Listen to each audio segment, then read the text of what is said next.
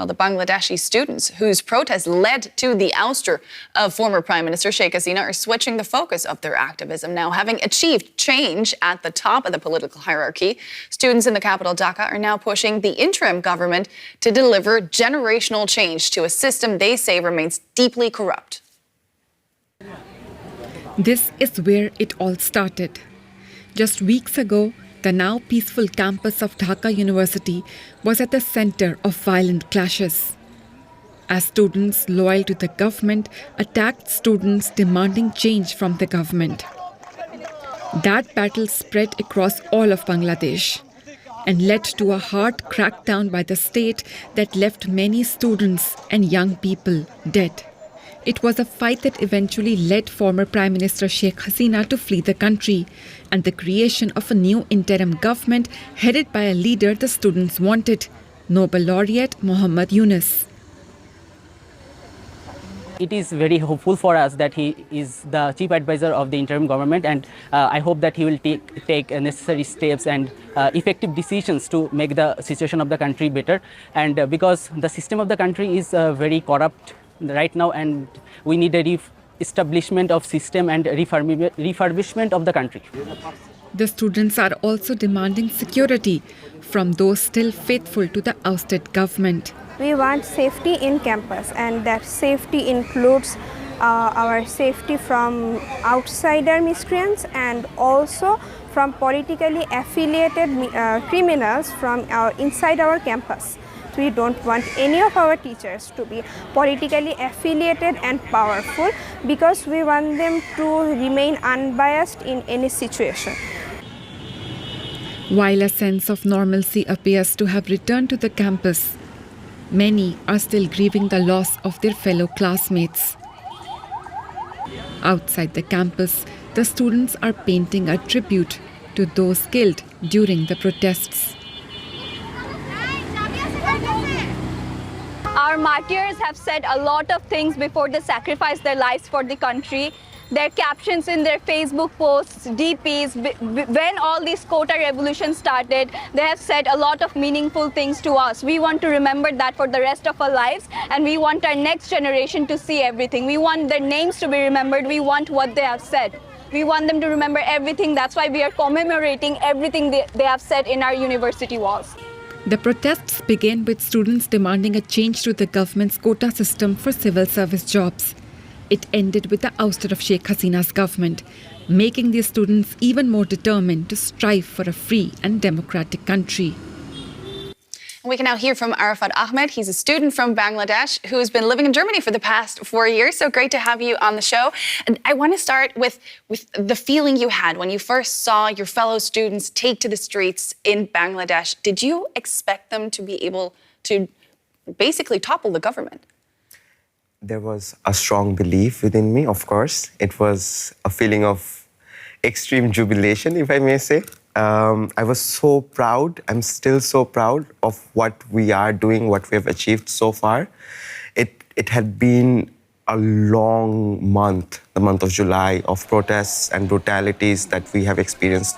And all of it was a collective struggle for us. And we have, I think what we have done is revolutionary. It is a revolution in our country.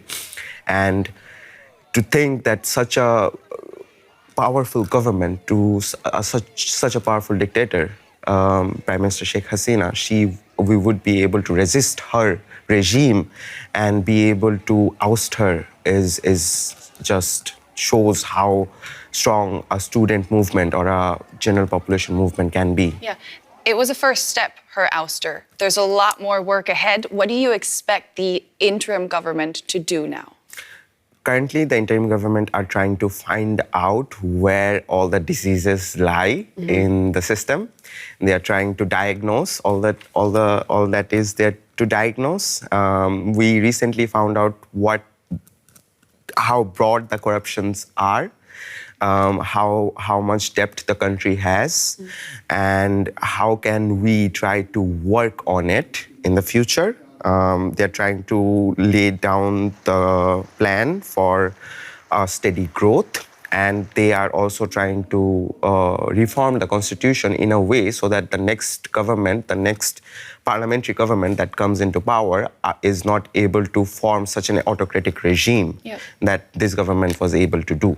And the students do want to remain instrumental in this, don't they? There has been a call for a Resistance Week program that is set to start today. Can you tell us what that is about?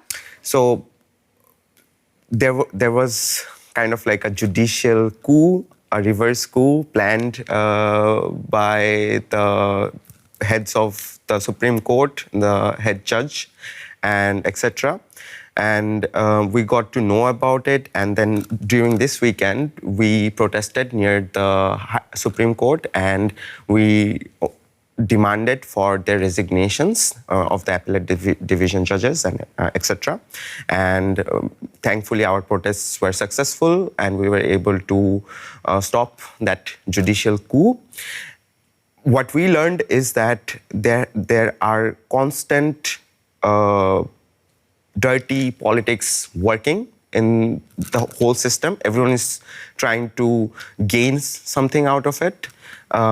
Mostly the fallen regime. They are trying to undo all the good work that we're trying to do, which is why all the student leaders and all the student organizations from all around the country banded together and called in this Resistance Week, because we heard rumors and speculations that the government is, and the former Prime Minister Sheikh Hasina is trying to come back to Bangladesh and trying to oust and illegitimize this government, somehow destabilize this government with anarchy. Right. Yes. How promising do you find the legal efforts against Sheikh Hasina in relation to the killings that took place during the protests? So one of the demands of the students right now is that there needs to be a justice tribunal formed for all the killings done by the former regime. And today, one of the private citizens of the country filed a criminal case against Prime Minister, two of our ministers, the Home Minister and the Road Minister, who is also the General Secretary of her party, Bangladesh Awami League, and 3 commissioners of the police. So all of them have been charged, and we do want justice. Yes. We do want that they are taken into, they are taken into serious criminal justice. Yeah, we'll have to leave it there. That was Arafat Ahmed. Thank you so much. Thank you very much.